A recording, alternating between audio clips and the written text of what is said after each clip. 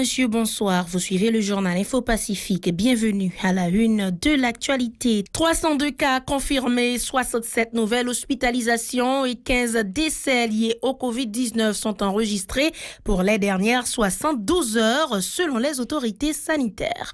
Plus loin, la ministre de la Santé publique annonce la distribution de près de 130 000 doses de vaccins d'AstraZeneca entre la fin du mois de juin et le début de juillet prochain sur le territoire national. Le spécialiste en matière de migration, Frandelé Denis Julien, évoluant aux États-Unis d'Amérique, a indiqué que les autorités haïtiennes n'ont pas à se féliciter de la redésignation d'Haïti dans le cadre du TPS. L'avocat a fait savoir que les pays désignés sont généralement ceux en situation de conflit armé, d'insécurité généralisée et en proie aux catastrophes naturelles. Le ministre chargé des questions électorales et des relations avec les partis politiques, Mathias Pierre, a lancé le 24 mai un atelier de 2 jours à Pétionville en vue de la sensibilisation de la population autour du projet de référendum. Et à l'étranger, les chefs de l'État, de gouvernement et de l'ONU ont présenté lundi à l'OMS leurs idées pour stopper le Covid et préparer la réponse aux prochaines pandémies lors de la 74e Assemblée mondiale de la santé qui se tient en ligne du 24 mai au 1er juin prochain.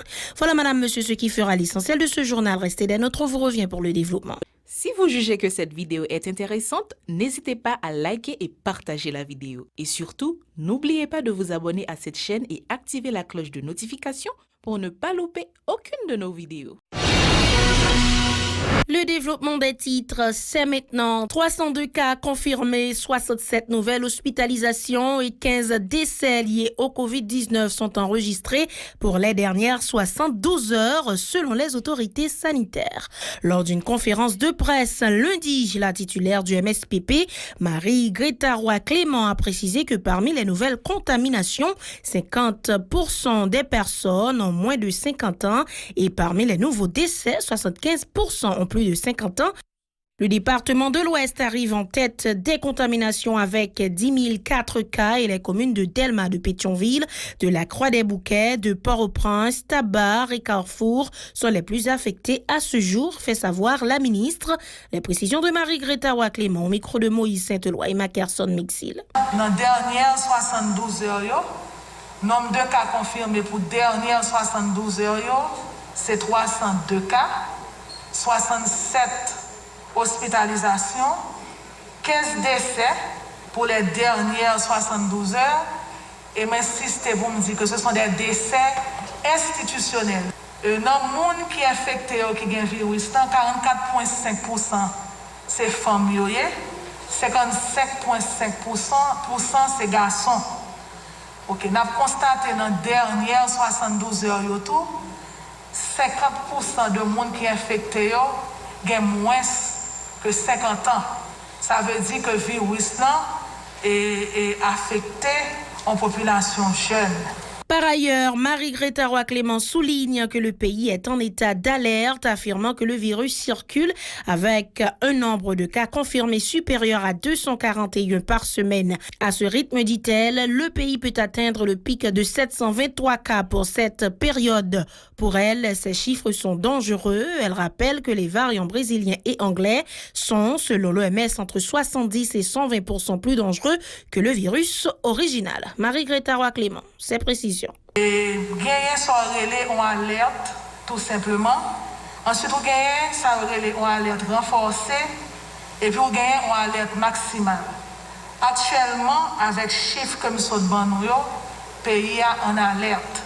Depuis quelque temps, nous pas tant de mots ça, nous pas tant de mots alerte là, mais pays en alerte. Les en alerte, il y a différents critères pour capable dire si c'est en alerte, si c'est en alerte renforcée, si c'est en alerte maximale. Mais pour nous-mêmes, nous disons en alerte. Depuis la semaine dernière, nous en alerte parce que le virus a circulé avec un nombre confirmé de cas supérieur à 241 cas de Covid par semaine. Donc nous en alerte. Maintenant, si le nombre de cas est augmenté, là, ça a rentré en alerte renforcée et finalement en alerte maximale. Et dans l'alerte maximale, il y a 3 critères pour réunir l'alerte maximale. C'est le nombre de cas supérieur à 723, nombre de monde âgé qui ont plus de 60 ans avec COVID-19 supérieur à 40, et puis taux d'occupation des lits dans les services de réanimation au moins 30%. Plus loin, la ministre de la Santé publique annonce la distribution de près de 130 000 doses de vaccins d'AstraZeneca entre la fin du mois de juin et le début de juillet prochain. Entre la fin du mois de juin et le début de juillet prochain sur le territoire national, elle déclare que ceux qui le souhaiteraient pourraient toujours se faire vacciner, indiquant que le gouvernement est très préoccupé par la recrudescence des cas de contamination et de décès liés au COVID-19.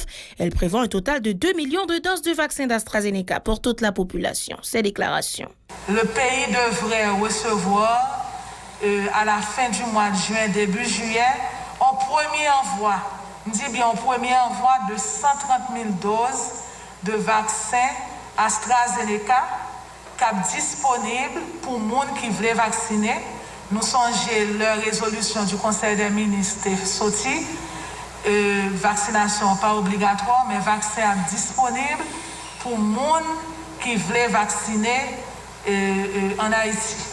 Je rappelle que Haïti fait partie des pays qui ont été sélectionnés pour le vaccin pour 20% de notre population, ce qui à peu près a couvert 2 millions de monde. Donc nous avons supposé recevoir au fur et à mesure 2 millions et quelque chose de doses pour vacciner la population. En guise de prévention, la responsable du MSPP préconise le port du masque conformément à l'article 8 du décret du 21 mai 2020 fixant les règles générales de protection de la population en cas de pandémie et d'épidémie. Elle conseille aussi la distanciation sociale, le lavage des mains pour se protéger du COVID-19. De son côté, la ministre de la Condition féminine, Marie-Ghislaine Montpremier, appelle les femmes à se redoubler de vigilance pour éviter d'être contaminées du COVID-19. Ces déclarations. En tant que ministre Condition Femmes et Droits Femmes, pour demander, mesdames, qui c'est pour tomber en famille, nous-mêmes qui bousquer la vie dans la factory, dans le marché, dans le jardin, sous nos camions, dans le bureau. Mesdames, dans l'hôpital, parce que vous ne pouvez pas oublier que dans l'hôpital, il y a pile de femmes qui travaillent dans comme infirmières, auxiliaires, médecins, personnel soutien, tout le monde en général. Pour qui ça, nous ne pas parler de l'éducation nationale, qui charge avec femmes là, surtout au niveau primaire comme professeur et comme petite fille qui est en majorité dans le pays. Le spécialiste en matière d'immigration, Frandley Denis Julien, évoluant aux États-Unis d'Amérique, a expliqué que le gouvernement américain vient de redésigner pour la 3e fois Haïti dans le cadre du statut de protection temporaire TPS. En 2010 et 2011, les ressortissants haïtiens avaient déjà bénéficié de ce programme qui a été prorogué depuis lors, a précisé l'avocat. Les bénéficiaires de 2011 pourront s'y inscrire à nouveau. Il en est de même pour les compatriotes présents sur le sol américain le 21 mai dernier. Frandley Denis Julien a fait savoir que les pays désignés sont généralement ceux en situation de conflit armé, d'insécurité généralisée et en proie aux catastrophes naturelles. Selon lui, il n'y a pas lieu vraiment pour les autorités haïtiennes de se réjouir de la redésignation d'Haïti dans le cadre du TPS. Il était joué au téléphone à Pacifique Matin lundi.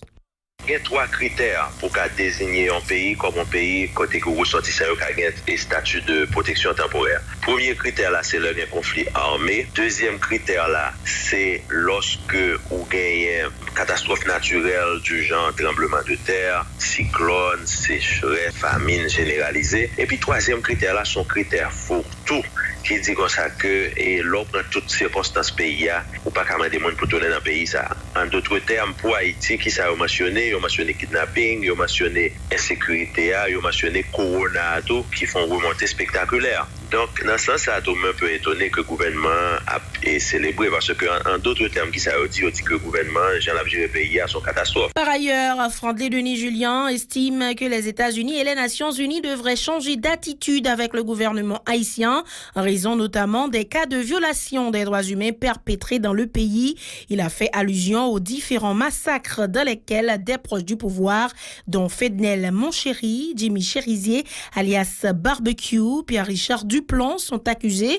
L'administration américaine et l'ONU pourraient déférer ces dossiers par devant les instances judiciaires internationales compétentes, espère l'homme de loi. Pour lui, des citoyens ont migré aux États-Unis à cause de persécutions politiques. Franck Denis Julien. Organisation de avocats, ici, leur fait des rapports côté prouvé que le gouvernement a utilisé la police là pour que yo persécuter opposants politiques. Donc et en pile monde qui était payé à une phase politique et monde ça tout yo qualifié pour statut temporaire là parce que me parle de pour qui ça. L'offre fait asile politique pour pas passer devant officier qui va évaluer dossier ou qui interviewer ou qui dit OK monde ça ou qualifié pour asile politique. Mais si ou gain TPS là avant qu'on aille devant officier même si officier a pas bon asile là ou rester dans le pays pour autant que TPS la valide et on monde tout qui t'a guettant passer devant policier yo va devant juge ou qu'a fait TPS tout parce que dernière décision pour déporter là c'est juge là qui va le prendre donc juge là met pour une décision pour déporter ou gain TPS ou prêter dans le pays. Le ministre chargé des questions électorales et des relations avec les partis politiques, Mathias Pierre, a procédé le 24 mai au lancement d'un atelier de 2 jours à Pétionville en vue de la sensibilisation de la population autour du projet de référendum. Pour M. Pierre, la date du 27 juin est toujours maintenue. Pour cet exercice, ses propos étaient recueillis par Hirsch Résil et Wilkins Moïse. Pour ce jour, c'est ouverture un moment important dans sa nuit là. C'est l'ouverture de journée